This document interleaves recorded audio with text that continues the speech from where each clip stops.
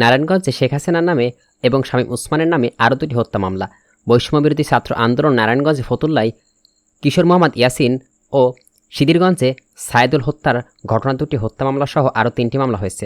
কিশোরের ইয়াসিন হত্যার ঘটনায় সাবেক প্রধানমন্ত্রী শেখ হাসিনা, সাবেক স্বরাষ্ট্রমন্ত্রী আসাদুজ্জামান খান, সাবেক সংসদ সদস্য শামীম ওসমান এবং নজরুল ইসলাম সহ 220 জনের নামে উল্লেখসহ অজ্ঞাতনামা আরও 120 জনকে আসামি করে হত্যা মামলা করা হয়েছে।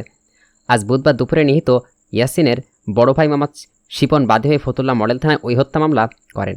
এছাড়া নিহত সাইদুলের বড় বোন বাদী হয়ে আজ দুপুরে সিদ্দিগঞ্জ থানায় সাবেক সংসদ সদস্য শামীম ওসমান সহ আরও 300 জনকে আসামি করে হত্যা মামলা করেন।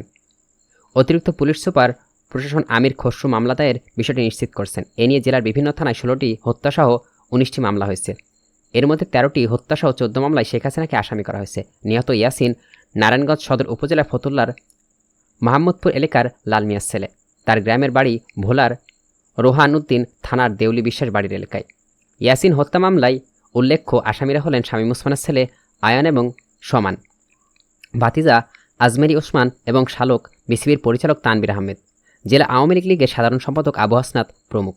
মামলা এজাহারে উল্লেখ করা হয়, গত 19 জুলাই বেলা 3টার দিকে সদর উপজেলা ফতুল্ল দেলপাড়া এসবি গার্মেন্টসের সামনে বৈষম্যবিরোধী ছাত্র আন্দোলনের সময় আসামের ছাত্র আন্দোলনকারীদের উপর হামলা চালান। এ সময় ককটেল বিস্ফোরণে আন্দোলনকারীদের লক্ষ্য করে গুলিবর্ষণ করে সন্ত্রাসীরাও। এ সময় তার ছোট ভাই ও এলাকার অতিক্রম করার সময় আয়ন এবং সাদমানের জোড়াগুলিতে ইয়াসিন গুলিবিদ্ধ হয়ে লুটিয়ে পড়েন। পরে স্থানীয় বাসিন্দারা তাকে উদ্ধার করে ঢাকা মেডিকেল কলেজ হাসপাতালে নিয়ে গেলে কর্তব্যরত চিকিৎসক মৃত বলে ঘোষণা করেন। তারা ঢাকা মেডিকেল কলেজ হাসপাতালে গিয়ে তার ভাই ইয়াসিনকে লাশ শনাক্ত করেন। মামলার এজাহারে উল্লেখ করা হয়েছে, গত 21 জুলাই আসামিরা সিদিরগঞ্জ সানারপাড়া এলাকায় লোহার রড এবং ধারালো অস্ত্র নিয়ে হত্যার উদ্দেশ্যে এলোপাতাড়ি সাধারণ ছাত্র জনতার মারধর করে আহত করেন।